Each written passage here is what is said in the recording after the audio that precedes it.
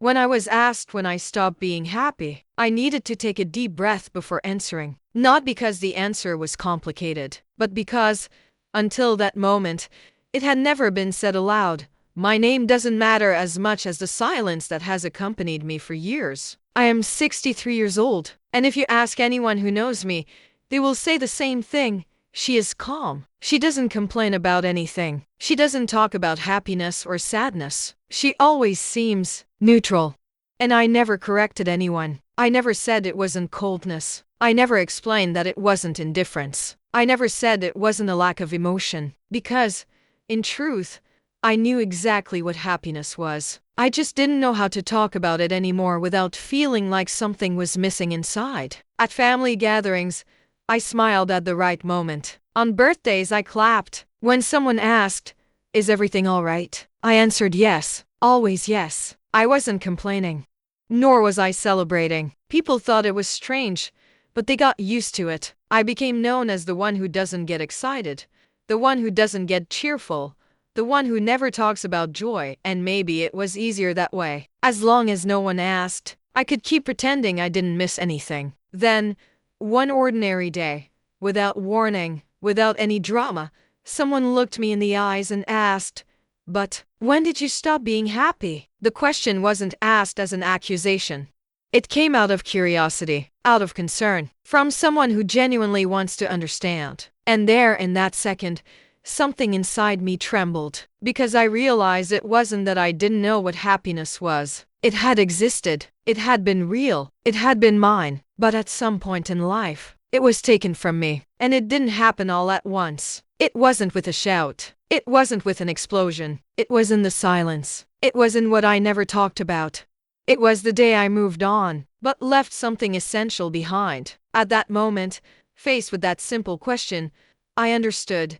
For the first time in many years, someone had asked the right question. Before you saw me like this, silent, reserved, almost neutral, I was a different person. And I don't say this with exaggerated nostalgia, nor with romanticized views of the past. I say it as someone who recognizes that, one day, I existed whole. I laughed loudly. I made plans.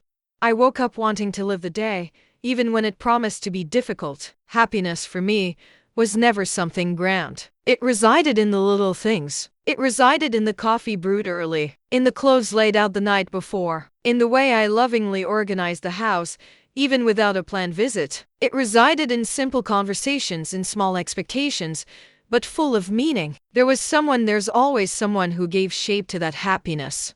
In my case, it was the life I was building around a true love. It wasn't perfect, but it was real, and above all, it was shared. I believed in the future. I believed that some pains were temporary, that difficulties came to teach, not to tear pieces away from us. I had dreams that seemed too simple to attract attention, but big enough to warm my heart. And for a long time, it worked. I remember laughing without thinking, smiling without calculating, talking about happiness without fear of losing it mid-sentence. The photos from that time show this. Not because I was always smiling for the camera, but because I wasn't afraid to see myself happy. I existed in the images. I recognized myself in them. But the happiness didn't end suddenly. It wasn't violently ripped away. It didn't scream as it left. It faded away, like a light that dims before going out completely, like a sound that diminishes until it becomes silence.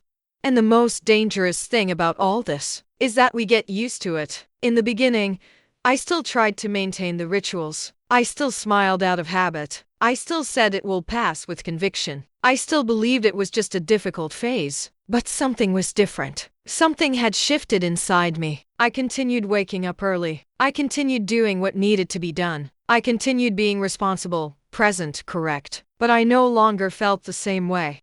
It was as if I were living on the outside, functioning while inside something was suspended, waiting for a time that never came. And then the day came. It wasn't a day the world marked. It wasn't a date that appears on the calendar. It wasn't an event that people recount aloud. It was one of those ordinary days that changed everything. A day when something happened, something I won't say yet, and that, at that moment, didn't seem like the end of anything. It seemed just another pain, a loss, a forced choice. and injustice swallowed in silence. I still smiled that day. I smiled so as not to worry. I smiled so as not to explain. I smiled because I didn't know how to do anything else. But looking back today, I know that was the last smile that was born effortlessly. After that, I continued living. But something essential was left behind. I learned to be strong. I learned not to depend on expectations. I learned not to create illusions.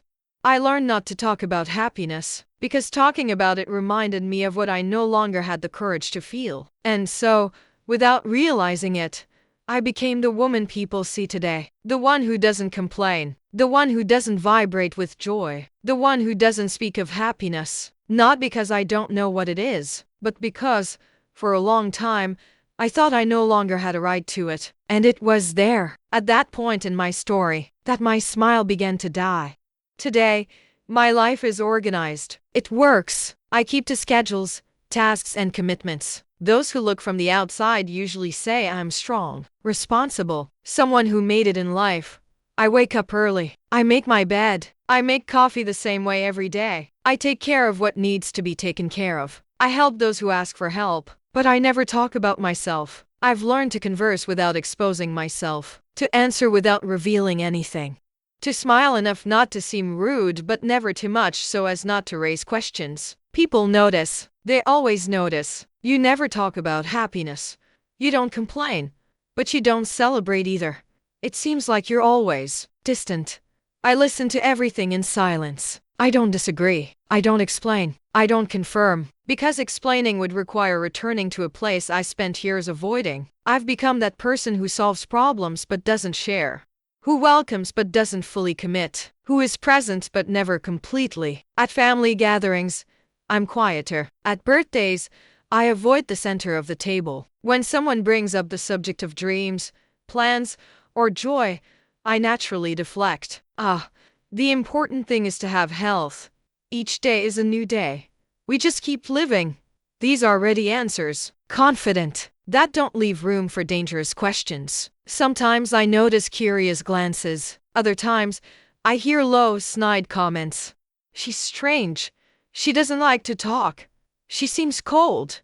I let them think. It's easier to carry that label than to carry the truth. For a long time, I've avoided deep conversations. Not because I don't know what to say, but because I know exactly where they end. They always end at that point. On that day, with that decision, with that loss. And I still didn't have the courage to go back there. But life has a curious way of gently cornering us. It was an ordinary afternoon. No heavy atmosphere, no tension in the air. We were sitting, talking about simple things. Nothing serious, nothing profound. Someone commented on joy, on how people change over time, on how some always seem lighthearted, and others not. And then, without judgment, without accusation, without intent to hurt, that person, perhaps out of affection, perhaps out of curiosity, looked at me and asked, "But when did you stop being happy?" The question wasn't loud. It wasn't aggressive. It wasn't a demand. It was calm, almost innocent. But inside me, it echoed like thunder. I froze. My body locked up before my mind. My heart raced to an old, familiar rhythm. For a few seconds, nobody said anything. Everyone expected a simple answer. Light. Something like, "Oh, it's just a phase. It's a stage. That's just how life is." But I couldn't, because that question didn't touch what I showed. It touched what I hid. And in that instant, I realized something I had avoided admitting for many years. I no longer knew how to pretend. When that question was asked, I didn't answer right away. My body reacted before my mind. My chest tightened. My throat closed up, as if someone had pulled an old thread hidden inside me for years. Everyone expected something light. A simple sentence. A quick explanation. One of those that concludes the matter and moves on. But the question didn't stay outside. It went inside. He went in deep. I tried to smile. I tried to joke. I tried to say anything that wouldn't force me to go back. That's just an age thing. I almost said, "Happiness changes." I thought of replying, but none of those sentences came out. Because, at that moment, something inside me opened up without asking permission. And along with the question came the The exact day everything changed. I was happy that morning. Truly happy. Not that polite smile we learned to wear, but a complete happiness, without cracks. I remember the light coming through the window, the smell of the house, the feeling that life was finally in the right place. I didn't know. Nobody knows. Happiness never warns you when it's leaving. It was a phone call, a short sentence, news that didn't quite fit the day. After that, everything slowed down, as if the world had lost its rhythm. I lost someone who gave meaning to my days. Someone who wasn't just present, they were the future. They were a plan. They were continuity. It wasn't just pain. We can endure pain. It was something worse. It was the loss of meaning. That day, I did what everyone expected me to do. I stood tall. I resolved what needed to be resolved. I took care of what needed to be taken care of. I heard phrases like, "You're strong. It will pass. You need to move on." And I followed. But I kept leaving something behind. That day, without realizing it, I made a silent agreement with myself. To survive, yes. To feel, no. I decided that staying alive was enough. That happiness was a luxury I no longer had the right to desire. And while everyone saw someone who got it all, no one realized that inside, I had closed a door. Not with anger, not with revolt. In silence. The kind of silence that doesn't draw attention, that makes no noise, but that gradually fades everything away. When I realized it, I was no longer talking about joy. I wasn't celebrating. I wasn't dreaming. I was functioning. And there, faced with that simple question, when did you stop being happy? I understood something I had never put into words. That day, I didn't just lose someone. I lost permission to be happy. And for the first time in many years, I felt that maybe it was too heavy to continue carrying this alone. After that question, I fell silent. It wasn't a polite silence. It was a heavy silence, the kind that takes up space inside your chest. People continued talking, laughing, commenting on other things, but I was no longer there. My body was present. My mind was not. I said goodbye early, making up some excuse about being tired. Nobody insisted. Maybe because everyone was already used to my distance. On the way back home, each step seemed slower, as if I were walking against something invisible. The question wouldn't leave my head. When did you stop being happy? I tried to answer mentally, the way I always did, with vague phrases, with generic explanations. That's life. It's just a phase. Happiness isn't constant. But none of those answers convinced me. When I closed the front door, the silence greeted me like an old acquaintance. The same house, the same furniture, the same clock marking the hours that passed without asking permission. I sat on the sofa without turning on the light. I stayed there, in the dark, as if the darkness were more honest than any word. That's when something hurt in a different way. It wasn't just longing, nor sadness. It was my fault. A silent guilt that I had carried for years without realizing it. Guilt for being alive when someone else was no longer there. Guilt for smiling in moments when I thought I shouldn't. Guilt for thinking, even if only for a few seconds, about being happy again. I realized then that I never spoke of happiness again because I didn't want to lie, but also because I felt I didn't deserve it, as if the pain had created an invisible rule. After what happened, you no longer have that right. I got up slowly and went to the bedroom. I opened a drawer I almost never touched. Inside were some old photos, stored without frames, without albums, without a designated place. I picked one up. I looked at it for a few seconds. That was enough. My heart tightened in the same way as always. I closed my eyes. I carefully put the photo back as if it were something dangerous. At that moment, I understood something I had never admitted, even to myself. I had been punishing myself for years, not out of real guilt, but out of fear. Fear of moving on and seeming like I'd forgotten. Fear of smiling and thinking that it would lessen what I'd lost. Fear of living and being judged, even by myself. I sat on the edge of the bed and cried silently. Not a loud cry. It was that restrained cry that flows slowly without sound, as if even the tears were apologizing for existing. And while I was crying, I heard something coming from the street. A distant voice, a casual comment, coming through the open window. "She's cold. She never shows anything." That was the last straw. Because I wasn't cold. I never was. I was just tired of carrying a pain that no one saw and still being judged for it. There alone, I realized that something needed to change, not because others thought so, but because I no longer recognized myself. Perhaps I hadn't lost my happiness on that distant day. Perhaps I had given it up, little by little, because I thought it was the price to pay. And for the first time in many years, I asked myself, under my breath, how long will I continue punishing myself for something that has already taken so much from me? It was there on that silent night that something began to stir within me, still fragile, still timid, but it's real. And I knew, either I remained silent, or at some point, I would have to tell the truth. I didn't answer the question on the same day, nor in the same week. That phrase kept echoing inside me like a distant, insistent bell impossible to ignore. When did you stop being happy? I repeated this silently while washing dishes, while folding clothes, while watching the street out the window. The question didn't demand an answer from me for others. It demanded an answer from me for myself. It was on an ordinary afternoon, with nothing special happening, that everything came to light. I was sitting at the table with her, the person who had the courage to ask. There was no audience. There was no rush. Just a cold coffee and a silence that, for the first time, didn't seem threatening. She looked at me carefully, not curiously, respectfully. You don't have to answer if you don't want to, he said softly, but I felt that question hurt. I took a deep breath. It was one of those long sighs, deep in the chest, as if the body were preparing to go through something difficult.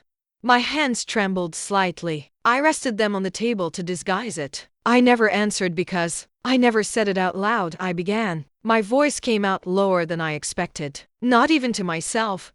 She didn't say anything, and that was the greatest gift she could have given me at that moment. So I spoke. I told them everything. I talked about who I used to be, about how I used to laugh loudly, make plans, and believe that life would always find a way to move forward. I talked about the love that gave meaning to my days, about the simple routine that back then felt complete. And then I told them about the day that split my life in two. It wasn't a major event for the world. It wasn't in the newspapers. It didn't stop anyone's time except mine. But for me, it was the exact moment when something broke. I recounted how everything happened, where I was, what I heard, what I saw, what I felt. I spoke of the loss, of the news that arrived without warning, of the feeling that the ground had disappeared beneath my feet. That day, I said, pausing for a second to breathe, I didn't just lose someone, I lost the meaning of things. My words began to flow more easily, as if they had been trapped for too long. I explained that, after all that, everyone expected me to be strong. And I was. I did everything that needed to be done. I got up. I kept going. I fulfilled every obligation. But nobody asked what had been left behind. I survived, I said, my voice breaking. But surviving isn't the same as living. I explained that, little by little, I stopped talking about happiness. Not out of rebellion, not out of coldness, but because it seemed wrong. It was wrong to smile when someone could no longer smile. It was wrong to celebrate when the absence still screamed. It was wrong to move on when a part of me remained stuck that day. I didn't stop being happy all at once, I said, feeling the tears finally fall. I gradually became quieter. I explained that each silence was a form of respect, or at least that's how I justified it to myself. That each suppressed smile was an attempt not to forget. That each avoided conversation was a fear of touching a wound that never healed. When I finished, the room was completely silent. She was crying, not an exaggerated cry, but that silent, sincere cry of someone who truly listens. You were never cold, she said after a while. You were grieving. Alone.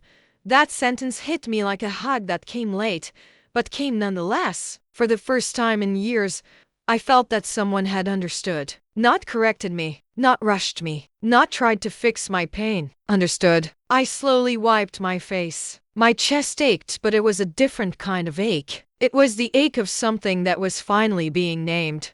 I thought that if I didn't talk about happiness, I said, she wouldn't hold it against me. I thought that if I remained neutral, the pain wouldn't grow. We stayed there for a few more minutes in silence. But it was no longer the heavy silence of before. It was a clean silence, honest. For the first time, I didn't feel wrong for feeling the way I felt, nor guilty for still being here. I had told the truth, and that in itself changed everything.